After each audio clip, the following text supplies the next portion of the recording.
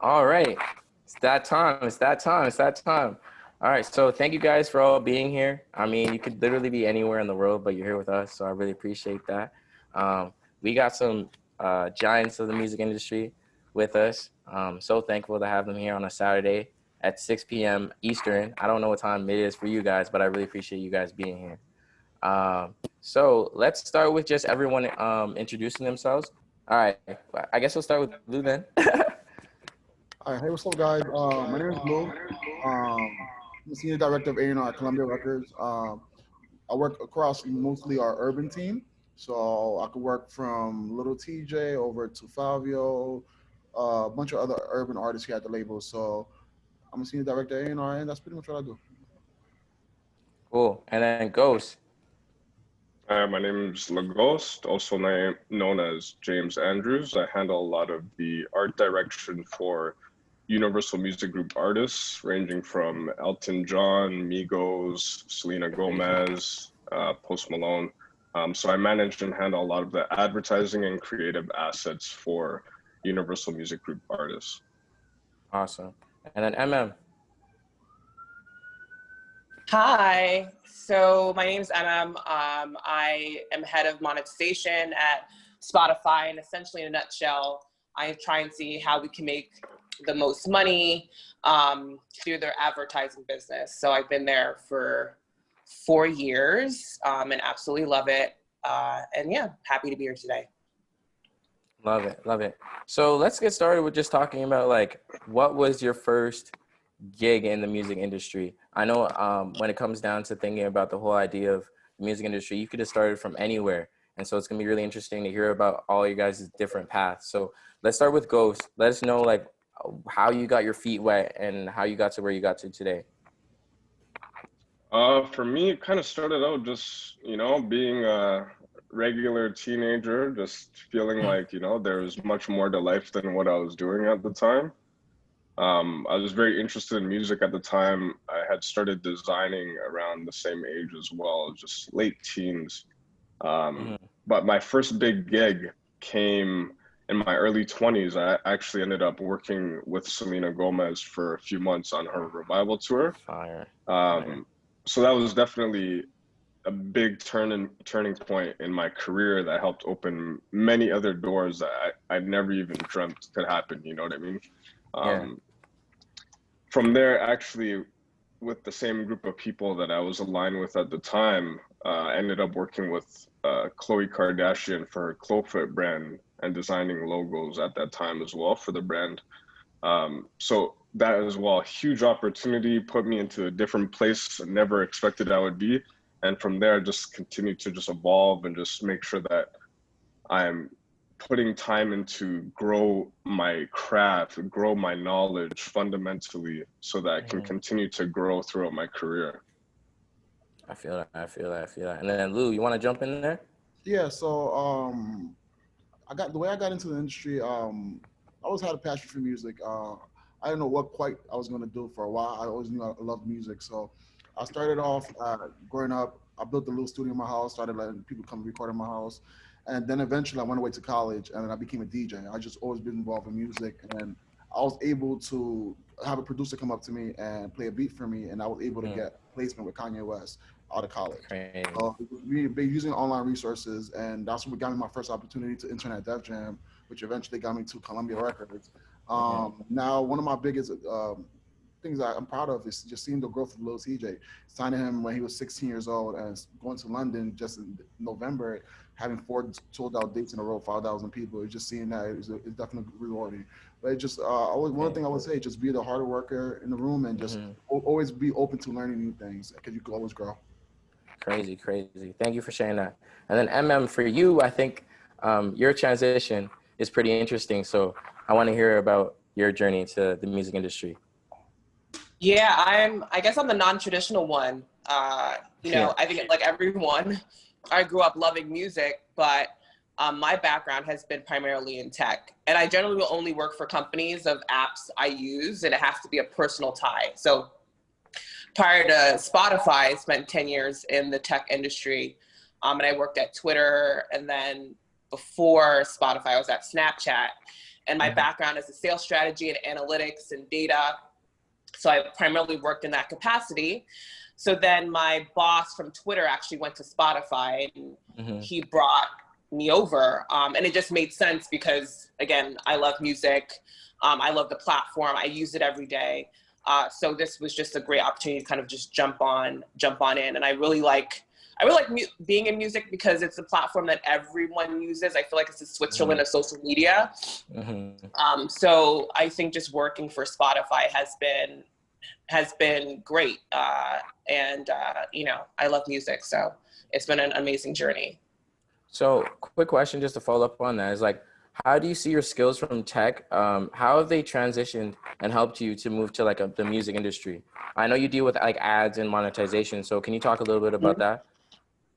Yeah, I mean, at least in speaking with everyone here today, I think data is king, and we always make data-driven decisions. I also have worked internationally. I used to live in London. I lived in Hong Kong for 2 years. I lived in Singapore. I've traveled all over the world, and you see music permeate through everywhere. I think one of the first Afrobeats party I went to was in Stockholm, and then after that was in Hong Kong. And so I think any artist here who's trying to understand how to brand themselves, I think it's not to think, you know, assume that your audience is maybe looks like you or whatever, like they literally exist everywhere. So a lot of the insights that we give you, the advertisers, if they want to reach a certain audience, to an artist, is to really, I think, you know, Spotify has Spotify for Artists, and will show you where your audiences are. So never really assume. It's like trust but verify. So, you know, always use numbers to really see where your audience is, and sometimes you'll be surprised, or you might be limiting yourself if you assume. So yeah, I think that's what's helped me at Spotify, is definitely always taking a data-driven approach. Sick. So I'm gonna move this conversation more to artists and artists in general. And a lot of times we as consumers of music, we think about the artist and we forget about all the teams that are behind the artist, right? Like when we think about someone like The Weeknd isn't the only person that comes up with his brand and everything behind that. So we have some goats that are behind the scenes making all that stuff happen. So what I want to get into is, and we'll start with you, Lou, is like, when do you get into, when you're speaking with artists and getting involved with them, where in their career do you start to get involved with them? Is it in the beginning? Is it in the middle? Is it at the end? Just talk about that. I feel like for me, as far as working with artists, it has to be a personal thing. So when I meet an artist, it just, I don't care how good the music is. It's about meeting people. So when I meet an artist, I want to make sure we have that relationship. I'm able to coach, I'm able to A&R your record. So it starts from the beginning. You start from the first day because you start seeing them big growth. So it's easier to start with building a relationship at the beginning instead of when they already have more fan base. So for instance, just using Little TJ, for instance, when I first discovered he had no managers, I was one of the guys I was able to help him get management team. I was able to get his lawyer, whatever the case may be. It just starts from the infancy stages, but it starts from the beginning. It's nice to see the team come together. People just see the artist, but it's 5-10 people behind the scenes that work around the clock to make the artist's vision come true. That's dope. And then who are the types of people that you see yourself working with a lot? Like who are the people that are a part of your team being an A&R? So as far as now is like, especially now with the digital space, I work a lot with the marketing team. I work a lot with the marketing team, the PR team, and management. So it just there's a collective. When the artist is on tour, you deal a lot with the agents. It depends what steps of the artist is in at the creative process. Like for instance, at the recording process, I deal a lot with producers and engineers. But if he's on tour, I'm gonna have to deal with agents, with role manager. It all depends what process the artist is going through at the moment. But like I said, one thing I always do is like I like building like a family bond with my artists. So you just have a group chat with everybody who's a core team member, 10, 15 of us, and we just communicate there. It could be anything from who's going to do his hair to what studio he's going to. It goes that far. Yeah. Build that relationship with the artist. Yeah. And I think what's really interesting about being in the music industry is that no matter what your title is, you kind of have to wear a lot of hats. Definitely. And it seems that you as an A&R, you're doing like a little bit more than what, you know, you're classified as, you know what I mean? And so I want to bring it to Ghost real quick and just talk about you being an art director, but also a creative in general. Where do you step foot in an artist relationship, or sorry, in an artist journey? Like, where is it? Is it at the beginning for you? Is it the middle? And I'm sure it could be any place, but where do you like to reside? I think it really depends on the Mm-hmm. artist. It depends on the project, the release. It completely varies. Sometimes you might come on to a project halfway in between, right? Mm-hmm. But for me, I'm more so person-to-person interaction. So Mm-hmm. if it's right from the beginning and I'm speaking directly with the artist, that's more so Mm-hmm. the best way for me to fundamentally build up whatever creative, whatever targets we might need to hit. Um, Mm-hmm. Coming on halfway through, sometimes it's amazing regardless, but there are other variables that you have to consider in those type of situations as well. Mm-hmm. Yeah, because I'm sure that if you come in the middle and this person already has their brand identity already finished, then you're kind of limited in which and like what you want to add in terms certain circumstances. I'm sure. In some circumstances, definitely. It also depends Yeah, on if the artist, usually the artist might have a core team that they already have as well, right? that's true. So Very true. in that case, you might receive, let's say you might receive assets from that team that you have Mm-hmm. to continue building upon. So you might have to create new assets based off of whatever approved creative that team Mm-hmm. has already created. In other Yeah. instances, for example, like I do a lot of stuff for Lil Baby.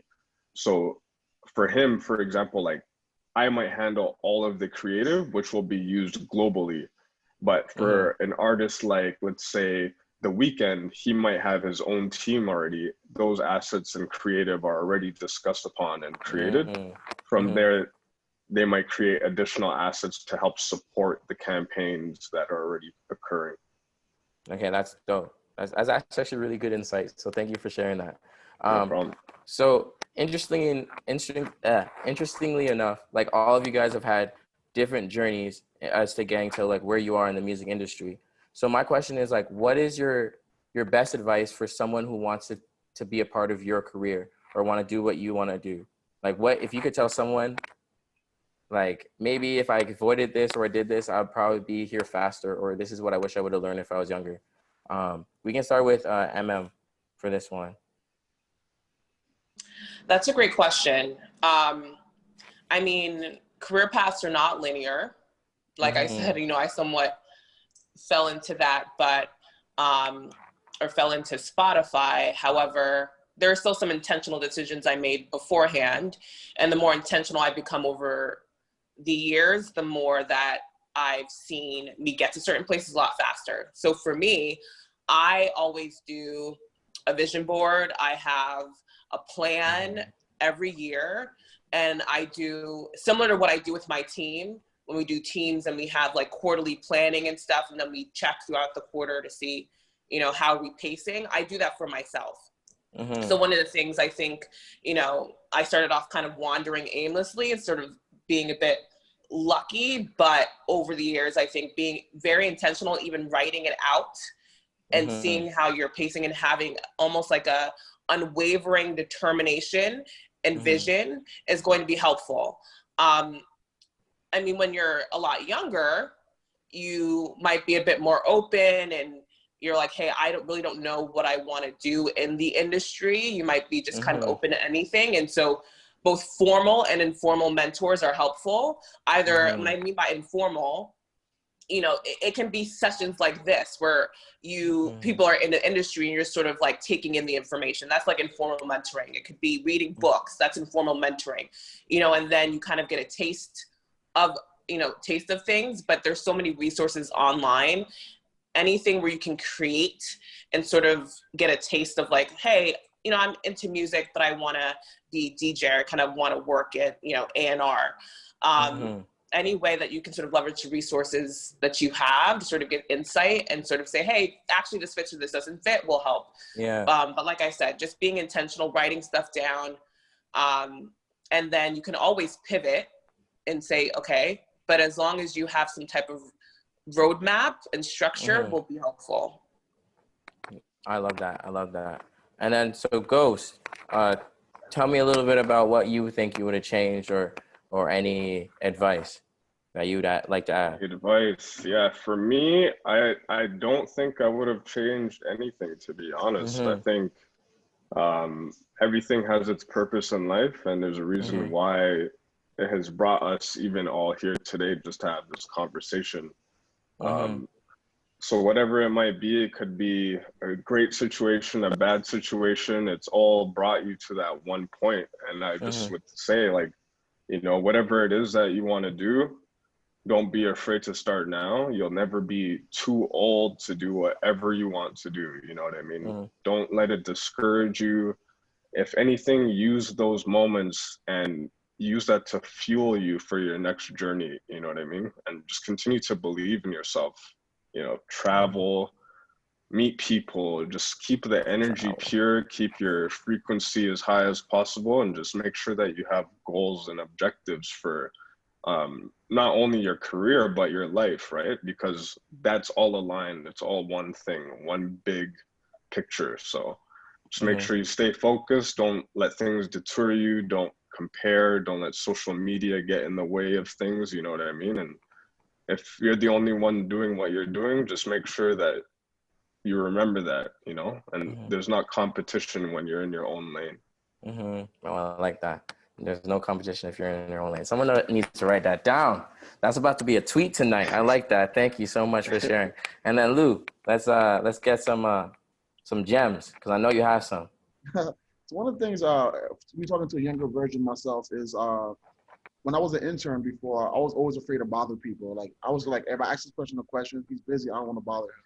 But one thing I wish I knew now is just like, these guys was earning our shoes, so they're always open to help. So don't be afraid, if you ever interning for a situation, don't be afraid to ask somebody like, hey, can I squeeze in some time to pick your brain, whatever the case may be. Or just even just going far and beyond, be able to assist them. If you overhear a conversation, how can I be a assistance to this person? Or just finding for A&Rs. You have to always make sure you study the music. So for instance, what I used to do, I do it now, but as a younger person, I wish I would have done, just look at the Billboard charts, find out who's the writers, find out who's the hot producer, but study music. So there's a lot of stuff you gotta do on your own time that nobody tells you this. And now as an A&R, that I do on my own time. So I just wish I knew some of the tools I have now and make sure I foster the relationship I did build early on. I never wanted to bother people. It's just sometimes a text could go a long way to a person. So. You kind of touched on my next question. So, like, what do you think are the best ways to educate people? What are the best ways people can educate themselves when it comes to the music industry? Because I find that it's not like healthcare or being a doctor or being a lawyer. You know what I mean? You take the bar, you take your law exam, and then you go. You know what I mean? For music, it's a combination of a lot of things, including luck. So, like, what do you think are the best ways people can educate themselves on the music industry? And we can let's start with MM, actually. Yeah, I mean, I think submerging yourself in it. So, for example, I mean, if you can go to as many events or concerts as much as possible, understanding some of the stories of some of the greatest artists, there might be biographies to kind of understand like what their path was. But yeah, I agree. It's not very easy to sort of understand music, and there isn't just one way, but if there's a certain genre, I mean, really getting yourself out there, seeing if you can, you know, meet with people, I think is extremely helpful in understanding the music industry. I'm trying to think if there's other things that I would do if I was trying to learn, but I'm a reader and I study great people. So, you know, that's one way that I would use as a proxy of understanding what is there to expect. But yeah, that's what I would do. I love the fact that you say you read, because it's kind of like a lost art these days. You know what I mean? Like, a lot of us are reading our social media, and that's like the gist of it. Let me get my Twitter feed, and that's all I need. But I really love that you're talking about books. And I mean, I think when it comes down to just being able to take in information, it doesn't only have to be books. I think it's really cool when it's whether it's mentorship or it's podcasts or it's going to interviews or watching interviews or even taking in BTS. There's a lot of ways of indulging in the culture without just reading. But I love that you said reading. So Lou, do you want to talk about that a little bit? Of what you think? Yeah. Go for it. Of what I think what? What do you think is the best way people can learn about the music business? One of the things I would say is a lot of stuff you can read about it, you can study, you can look at documentaries. But to be honest with you, I did all that. But one of the things that really got me there is the internship and actually being Mm, able to, so a lot of stuff that I would think is one way, but me doing it, like I found out it's not as simple as I read it. I had to study like how a deal works. I read about it, but actually doing a record deal with an big artist, book. not much more. So it's just a lot of things is hands on. You actually doing it and actually be involved in the process. So you learn as you Hmm. go a lot of the stuff because it's not as like it's different with each company as well. Like Hmm. Universal, they do a thing a certain type of way. Then Sony does it a different way. So it all depends where you at as well. But reading definitely prepares you for the situation. Mm, I love that. I love that. So I'm gonna get a little bit more into like personalized questions based on like what you guys actually do. So I'm gonna start with Ghost. So being like an art director, can you talk about like the importance of branding and expressing their brand visually, or what you're trying to convey visually? I think when it comes to art direction, for me, some of the key points, one being the messaging, Hmm. two being how does it make people feel, and do people remember how you made them feel with whatever it is that you're doing, your brand identity. For example, Nike. Whenever you see that Nike commercial, you get pumped up, you might want to go for a run. There's Hmm. very specific branding and messaging that they're getting across. So through art and through music as well, through the song, through the product, that's very key that you're using that and reminding people as to why they like that or why they feel that way. So finding the best way to portray and convey those meanings, that messaging through whatever symbolism you might need, whatever visuals, whatever audio content is very, very key in order to tell the story properly for either the artist or the brand.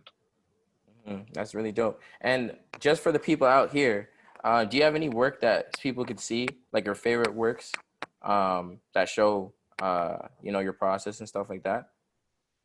Oh, like some of my favorite work? Yeah, yeah, yeah, that you've done. Um, yeah, I mean, I could drop Don't mean to something put you on the actually spot. into, Yeah. yeah, no worries. I'll drop something quickly right now, actually, in the chat. Yeah, I It's just, not, I wouldn't say it's like my top favorite work, but mm, uh, I'll just, I liked working on this project, I'll say. mm. And what is I'm this dropping it project? now. So this one here is for a Canadian artist. His name is Hmm. Johnny Orlando. Okay. He's actually signed directly to Universal Music Canada. Oh, props. Here is his lyric video, actually. So I'm just gonna drop it here in the group Cool. chat. So You yeah, guys I don't felt don't like watch it this. yet. Don't watch the video yet, but it's there in the comments now.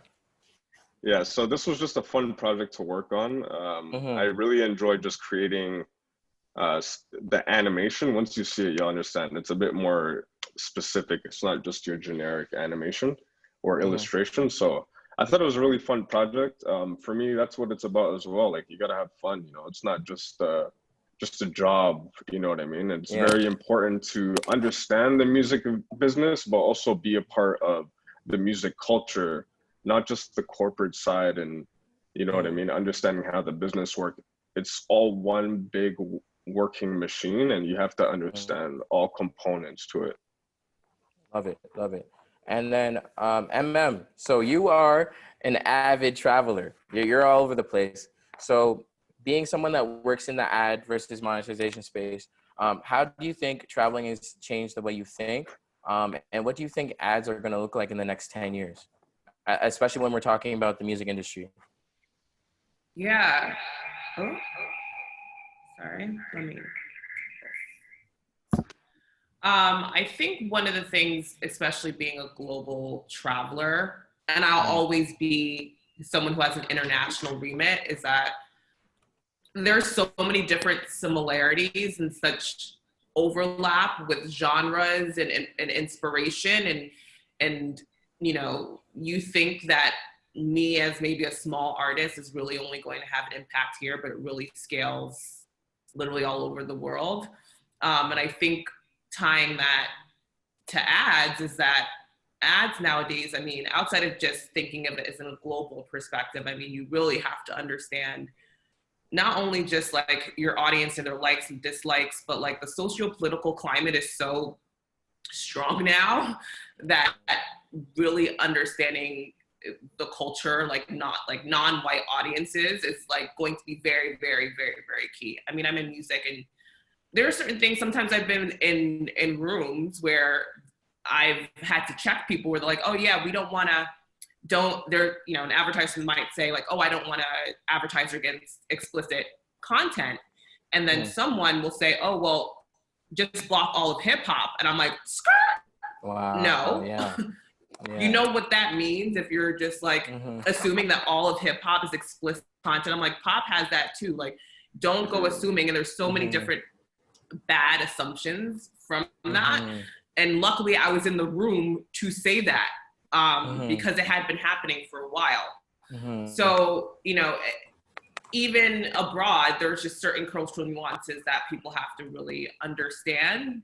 You know, there's stuff that's happening in the US that impacts what's happening in Hong Kong. And so if you are talking about freedom this and freedom that, that might get censored. So you have to make sure your ads, you know, are very, very tailored. It really takes someone who's hyper cultural and people in the room to sort of speak to that. So I think as, you know, especially, I mean, on certain platforms and where you advertise, there's been movements of people like pulling off Facebook and here and there. Like a lot of these platforms are not immune to social political issues and might even get caught in the crossfire there. So even as an artist, there's going to be a bit of a balance between commercialization, which you try and appeal to like making money and what's top of mind, and then preserving your art and having and having a voice. And your voice might not be welcome in certain areas, but you might be like, hey, this is something that I'm passionate about. And it could be a movement. It could be like, this is my voice. So there's always, I think everyone knows, going to be a struggle between, hey, I want to make the most money. And your craft might take a hit a little bit because you're like, I just want to appeal to mass audiences. Or you're like, hey, I want to have a voice here, and it might be welcome in some places, or might not be welcome in other places. So it's happening with artistry, from ads, everywhere now. That's what I see in the next few years, kind of just being more aware of everything that's impacting the world, especially political stances. Yeah, thank you. Wow, that was good. I didn't even think about that because I'm sure like being a local artist, like you just think about, okay, how can I appeal to people in my area? But as soon as you start thinking globally and start thinking like politically wise, you're just like, oh my gosh, like I can't be in these spaces because this is what my voice is. So I'm thank you for like reiterating that whole idea. So Lou, as an A&R, first of all, can you just explain what an A&R is? Because some people might not know what that is. So you're pretty much the liaison between the artist and the label. You play the middleman. So you look out for the label, you also look out for the artist. So you're the perfect middleman, artist and repertoire. So you also work on the artist's roster, but you also have to look out for the label as well. And then, so you being that middleman, I guess you get a chance to choose who you're going to work with. So like, what are the things you look for in people when you want to work with them? And like, how important is the relationship between the A&R and the artist? So like I previously stated earlier, it's like pretty much, I love building with people. So for instance, an artist I like, first thing I would do is just put them in the studio together. I see, obviously, if I find your music, you're doing something right. Maybe I came across your music, whatever the case would be. But I always try to be the guy that don't look for the data aspect of it. I always try to make music. We have enough resources to make the numbers go up. So as far as when I get in the studio with an artist, I always make sure he's different than anybody else. I can't put him in a box. I want to make sure I have that constant. And I also want to make sure that he has the ability to learn, and that I'm able to be an asset to him, and he can be an asset to me as well. So I like definitely being able to work with artists that want to learn, and I can bring stuff to the table. For instance, I was in the studio yesterday with an artist I'm looking to sign, and he blatantly told me, I need your help. I have the voice, I just need your help. And that made I made 4 or 5 phone calls, got writers, got a vocal coach, and he did great. But a lot of artists are not able to say, I need the help, or I need your expertise, or can you help me find this manager? I just want to make sure that I go through the process with you. It's not just about having a hit song. I care more about the artist aspect of it. I want to make sure the artist is the hit, not the song the hit. No? Love that. So we're just hitting the end of our questions. So If does anyone in the audience have any questions, and I'll read them out for you guys when they submit them. But other than that, thank you guys for being here, by the way. Amazing. You guys have had such good answers, and I'm sure everyone feels the same. So yeah, if you guys have any questions, just comment in the bottom and I will see them.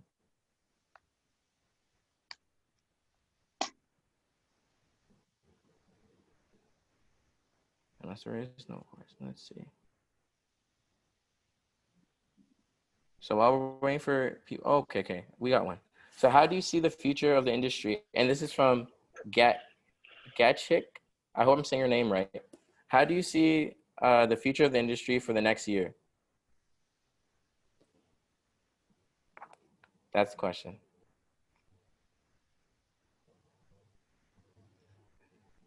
Go ahead. A lot of stuff now we're in a place that we're fighting for attention. So because of the pandemic, people's attention, like just overall, people are getting tired of music a lot faster.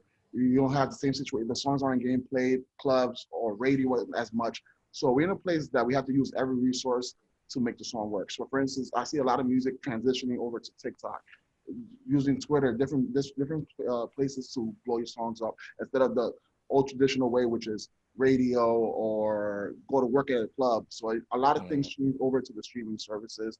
We use Spotify a lot more. We use Apple a lot more, and definitely the new TikTok and Instagram systems. I was just about to add and say the same thing.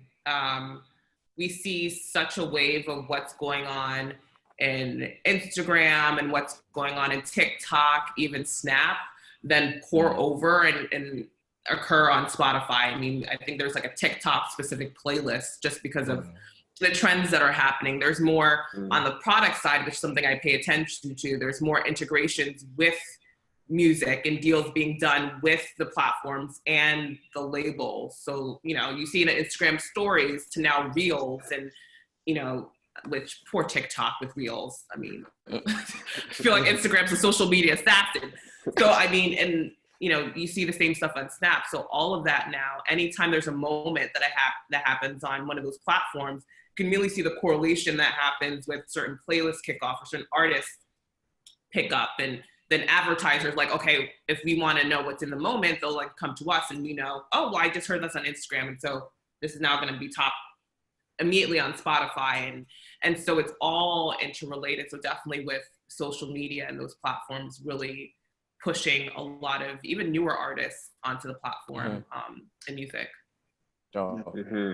Yeah, to MM and Lou's point, I think right now, for the next year of music, I think right now this whole pandemic, it was kind of like a reset, or not even a reset, more like an evolution. I feel like now music's going in a completely different way than we would have expected it to, especially with, to your point, just how TikTok and social media is working at the moment. It's like a lot of it right now is very digital strategy focused.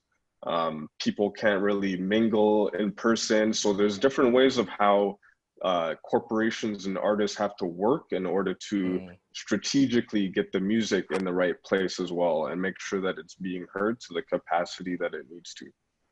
Love it, love it. So the next question here is, what's the biggest hurdle you've had to overcome in your careers? So I guess we can start with you, Ghost, since you're already here.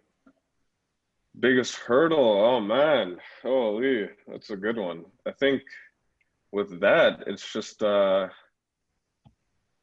know, biggest hurdle I'd have to say is just keep going.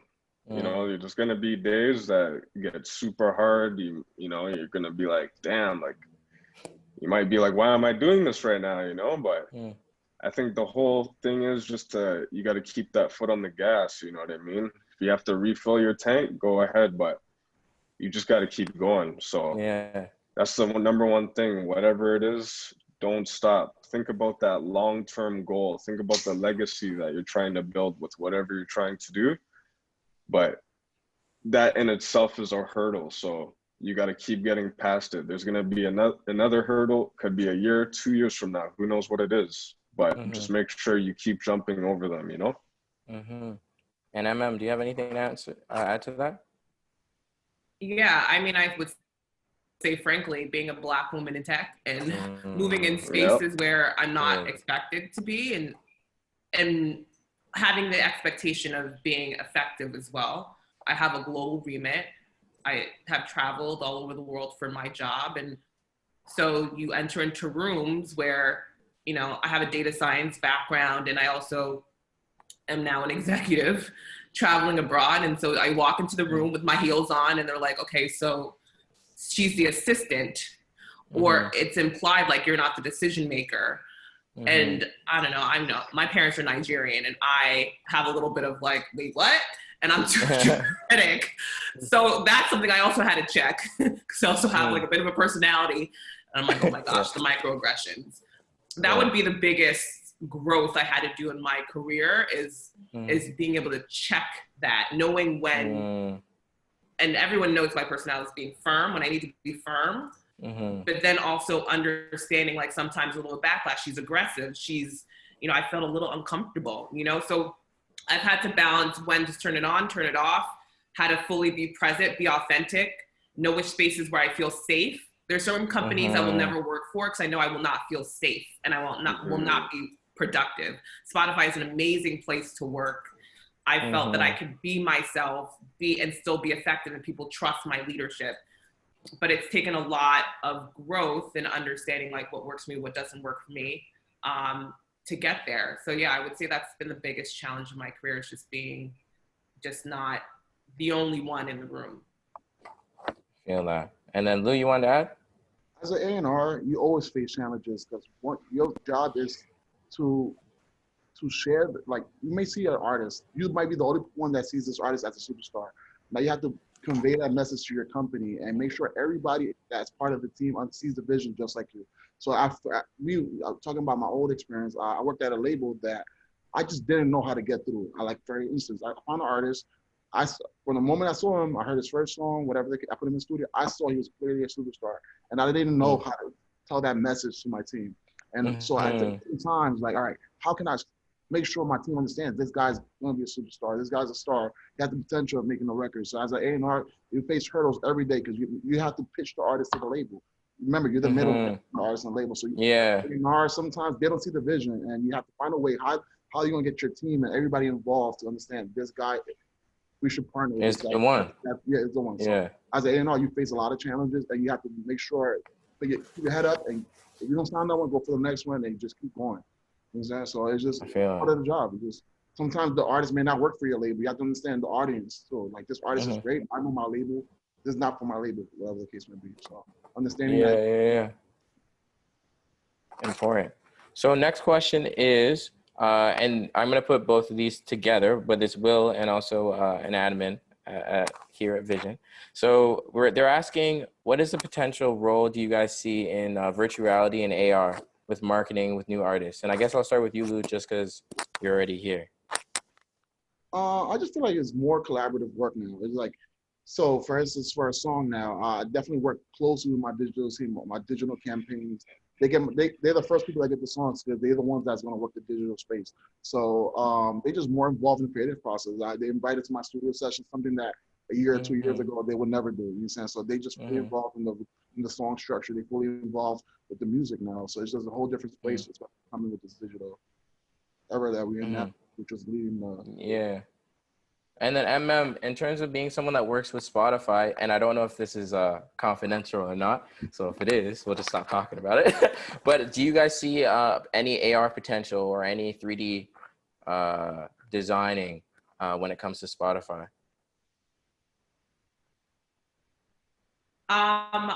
I can't comment, but I know on general platforms that there's a huge push around now, you know, making sure that there are events that you can do both digitally, and then when things get back, of course, in person. But I mean, anyone definitely in the corporate field who has like events, you definitely have to have a digital presence. So I think that's being thought about just everywhere. So we'll see what happens. Dope. And then Ghost? Yeah, I think to that, there's so many things, so many different types of technology right now too that are Mhm. coming out. You know what I mean? There's innovation that's just coming out of the waterworks. You know, you have mixed reality, you have augmented reality, virtual reality, and these are all different ways that the human body can interact with advertising and digital strategies, Mm. right? So that's what I'd say. There's many, many ways. There's so many ways that don't exist yet that we still need to tap into. There's many things that we can do right now that we haven't yet. It's just a matter of putting all the different pieces together and just creating something that is innovative and going to evolve the music industry as a whole, not just in North America, but globally, you know, traveling to Asia, you know, the market in the UK, market in Australia, South America, Brazil, many different things. So learning from all those different countries and going back to my point, I'm an avid traveler as well. I've been to many places all over the world, and the industries can be very similar, but they are all very different. So if you are able to learn from each of those, whatever key points you take from them, put it together, create the plan, stick to it, and make sure you find action in whatever it is that you want to do. Awesome. Awesome. Okay, we have a few more questions. So we got, this is from Lewis Adams. He said, for someone like myself pitching urban music videos to record with labels, what advice would you give them when communicating to them to ensure they take the video? So basically, what are your guys' advice when someone is pitching video concepts to artists? For me, I'd say the number one way to get a hold, or just if you're going to pitch a concept, regardless if it's video or say cover art or design, is to either speak directly with the creative team. You could speak directly with the management, definitely, and also the creative team at the labels. Just getting in contact with somebody that's not necessarily far down the line, but it could be the artist manager, the tour manager, Mm-hmm. just making sure you have a solid plan. And depending on what it is that you want to have what you're trying to propose, make sure you have your presentation, your pitch deck, your incentive.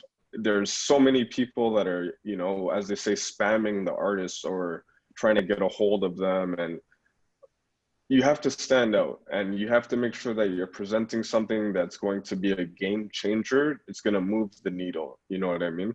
Step outside of the box and make sure that you are seen amongst everybody else. Cool. I'd like that a lot. Do you guys have any more to add to that?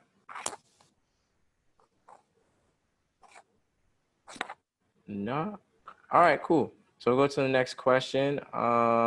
This question is actually for you, Lou. So you're under the gun. I feel for you. What is your role in the creative part of artist rollout? And he's talking about designs, music videos, and etc. How do you choose what graphic artists and creative you want to work with? As far as creative, normally the marketing team or the digital team uh, handles that. But one thing I can always understand, I was collaborating with them because I understand the message he's trying to say in the song or the album.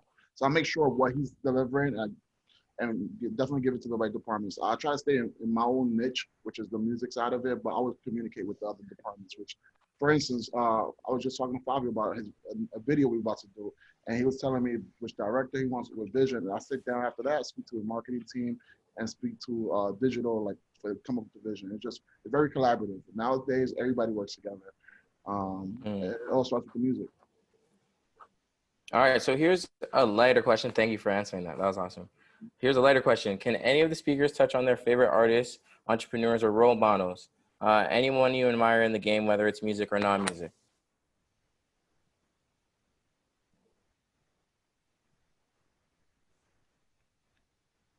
Looks like she's trying to think of someone. I am, but there's so many. All right, let's choose. So like maybe someone go first because I'm trying to narrow it down to just one. It could be Because one not or everyone, two. like, I don't see myself in everybody. I see myself in several people. So Yeah. I'm trying to think. And one's just so obvious, or I'm just gonna say it.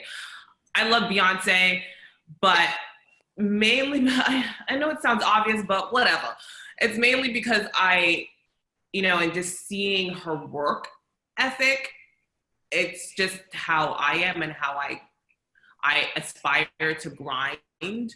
If I was to type this back to your earlier question around like certain things you do in your career, I think better discipline is one of them. And I really admire disciplined individuals, from Beyonce to even David Goggins. I know you know David Goggins, but he's been coined like one of the strongest men in the world, has done like millions of ultra marathons.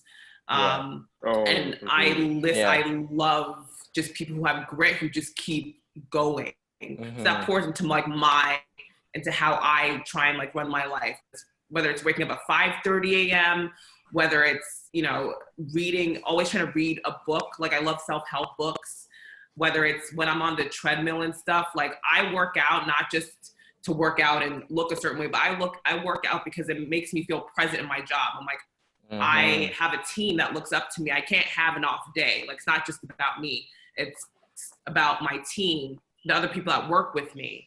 So I really admire people who just have a hustle, because that's my parents, and my parents came from nothing. So I have to be successful. It's like period. I have to work hard. I have to. So I would say like Beyonce, and then David Goggins would be my two. Yeah, he's no joke. I watched an interview by I think the guy was a lawyer that allowed David Goggins to come live with him, and it was like 30 days of just having him there. And I heard the stuff he put him through. Like, David Goggins is the man still. He's the man still. So Lou, I think you were gonna add to that. Yeah, so one of the guys that I was being a black executives, I always looked up to Andre Harrell. Seeing him responsible for making a lot of executives in the industry, responsible for a lot of big artists that I grew up listening to, Mary J. Blige, Heavy D, and the list goes on. He just was a person that definitely dealt with a lot of stuff to get in the industry. Being a black executive at that time was extremely hard, and definitely getting to the level he's at, that's one person that was like inspired to be. Oh, Ghost, you have anyone you look up to? You don't, no pressure. I have so many people. It's such a hard question. It's really tough. Like, I feel like there's many artists that I've looked up to. There's many businessmen I've looked up to, creatives. One person, I'm from Toronto, so one person is Drake, being the artist that he is today, and seeing from when I was younger where he started from, and seeing where he has evolved as an artist, not just as a fan, but being from the same city and seeing how the city fundamentally has grown and the economy has grown because of this one person and their team and how things work. I mean, there's many other artists that happens with, you could see J. Cole, for example, you have Kendrick. Fundamentally, these are artists, yes, but these are also people that have helped change the world in some sense. You have Beyonce, like, she's the queen, you know what I mean? Like, but when it comes to business, there are other people that have paid attention to as well. There's Ray Dalio, there's Mark Cuban, and those are two people that aren't into the music industry in any sense, but I have learned so much about business that I have applied to the music industry, which has helped propel me a lot more than if I hadn't learned some of the things that they taught me. Crazy. I feel you on that 100%. So we have like 10 minutes left. Are you guys okay with staying like 10 minutes more? We just have like a couple more questions that people are asking you, just to make sure you guys are not too busy and have somewhere to go. All We're good on all fronts? All right, cool. We got 3 more questions to ask. So this one is for Lou. Apparently someone named Vanessa is shouting you out. She said, shout out to Lou and his team with Little TJ landing me my first plaque at Sony Music Canada. I don't know. That's for you, Vanessa. But anyway, she has a question. We are seeing that technology is playing a major role in regards to placement of artists. Do you see it as being a hindrance or help to artist development and longevity? I feel like it's definitely beneficial for the artists. The internet allows you to connect with artists, and not artists, but fan base all over the world. It's just before we had a very domesticated fan base, and then eventually when you start marketing different fan base, but with Instagram, you can market so many different fans at one time. It's always beneficial for the artists. And we use it daily. Like there's so much strategy behind Instagram posts, so much strategy behind story. It's just a lot of goes into it that a lot of people do not see. Mm-hmm. And I'm sure it's just a different type of work. I think things are a little bit more streamlined, and I think the goals are slightly different now that we're in a different age. And I think that's something to keep track of, because I mean, we used to sell CDs, right? And CDs were worth more than, like, I guess, one stream. But now we have so much more reach, and your voice can be amplified in some scenarios. So I think it's really cool that you touched upon that a little bit. Do you guys have anything to add for that one? Oh no, I think he did perfect. Yeah, you nailed it. Nailed it, right? Crushed Okay, it. 2 more questions. All right, so the next one is, this one's from Aram. Do artists have to conform to the industry standards in order to be heard by the general public? Or is it better to just carve your own lane and create your own audience these days? My take on that is just always be yourself. I think you'll start losing the battle if you are thinking about conforming. I think it's very key to stay true to yourself, your art, your craft. The business side of things, over time, you might evolve with your music and your craft, but you need to stay pure and stay 100 with yourself first and foremost. So trying to conform, there's probably another 10,000 people that are thinking the same thing. They're going to do the same thing, which is why you hear there's a lot of artists that sound exactly the same. So you got to be that 1 out of 10,000, 1 out of 10 million people. You know what I'm saying? So that's the goal. Stay yourself, make something new, another thing as well, because people don't know what they want until you show them, or you put it in front of them. You know what I mean? There's so many new artists that come out and you're like, whoa, like, how do you even sound like that? You know, it's something new that you didn't hear 5 or 10 years ago, right? Like, for example, let's say like Don Toliver, like he's one of my favorite artists right now. And I mean, that guy is just like in a different world right now, you know what I mean? But compared to music 10 years ago, there are many artists right now today that we listen to that are at the top of the charts, that are completely true to themselves, and their music does.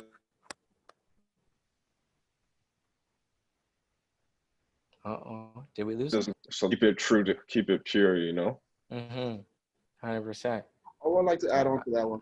For instance, I was fortunate enough to see Ron Perry, which is our CEO at Columbia, sign Lil Nas X. When we first heard the song, we couldn't put him in the box. It was a country hip hop record that everybody thought he was crazy, but Ron Perry showed the vision clearly, and look at that, he made history. And and what Lil Nas X did is just stay true to himself. He didn't want to change the sound. He made up his own sound, and it worked.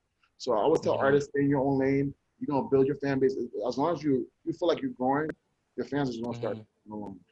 You can perform in front of one person, but eventually that one person is going to turn into 2. It's just about that hard work. I always tell people be the hardest worker in the room. Love it. I agree.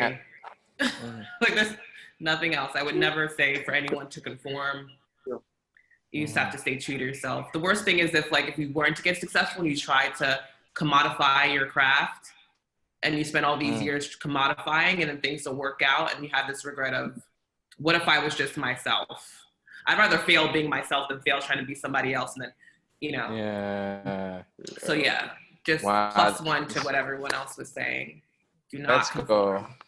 If I had air horns, if I had like a little air horn effect, I would have been beep, beep, beep, beep, beep, beep, beep. That was great. That was great. There was a lot of gems in there. So now we have one more question. So here it is. This is from Only Sue. If an artist is capable of handling the beginning stages of promo and their distribution on their own, at what point will the artist need a manager or A&R to elevate them to the next level?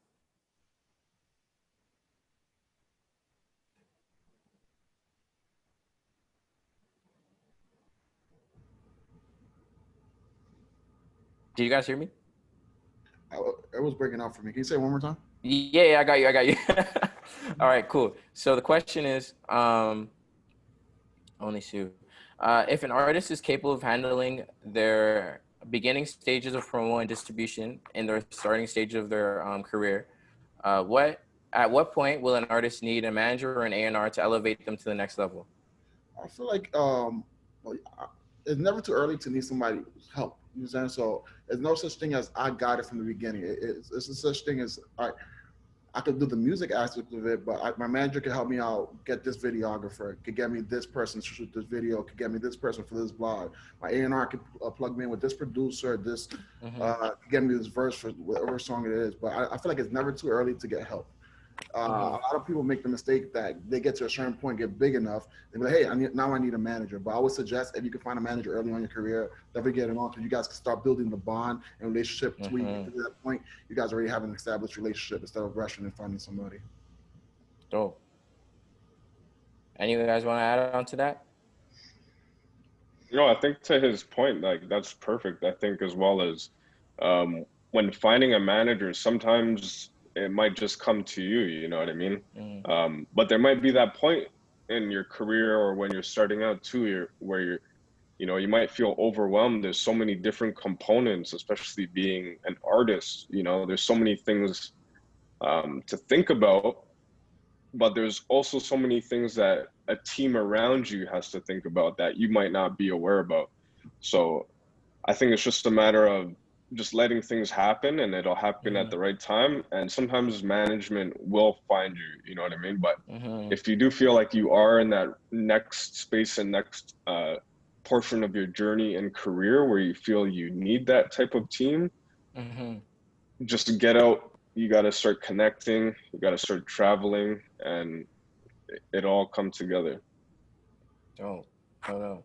Well, I think that's all the time we have for today. So I just wanted to thank you guys, Ghost, MM, and Lou. Thank you guys so much for being here and sharing your wisdom and your gems. I'm sure everyone here really appreciates it. I saw some people writing some things down. You know what I'm saying? The next time I'll make sure I have the air horns. Look at all this. Thank you all. Thank you, thank you, thank you. Is there any closing statements that you guys want to say to everyone before you leave? And we can start with Ghost. We can start with you. Honestly, I just want to say thank you to everyone that literally just showed up just to, you know, hear us speak. Like, I know it's all knowledge, which is amazing, but I just appreciate that everyone took this hour to actually just sit here and listen and connect. Like, I'm just really appreciative that everyone really took the time to do that. So I'm really grateful and thankful for you all. Oh, and then Lou? Thank you guys for having me as well. Appreciate you guys taking the time to listen. But one thing I would say, it's never too late to get started in the music industry. We all have music running inside of us, and just give it all you got, and always don't be afraid to reach out to us. You know, for me, for instance, you guys could DM me, shoot me an email, and I'm here to help. You know what I'm saying? Like, I was given a shot. I would love to do the same for some other people as well. And MM? Yes, I know it's like Labor Day weekend, so the fact that you're taking an hour out, I'm truly honored and so happy to be here and be able to share. I think what I would say is just fail forward, just do it. You just have to go ahead and do it, and don't be scared about, you know, failing or I might mess up or whatever. If you want to try and do something, just go ahead and do it. If you succeed, great. If you don't, you have a lesson learned and you pivot and you just keep moving forward. Just keep moving forward. So keep hustling out there, keep doing you. And music is such a great craft, and you're blessing the world with your talent. So anyway, we could, as a group of people interested in music, that we can continue to invest in such a beautiful art, you know, thank you to everybody. So thanks, everyone. All right. Well, thank you guys for being here so much. I hope you guys enjoy your weekend, your long weekend. Get some rest, work hard, drink water. And yeah, that's about it. Thank you guys for coming out, and, you know, much love. Until next time, all the blessings. Thank you. All right. Take care, everyone. Peace. Later. Thank you.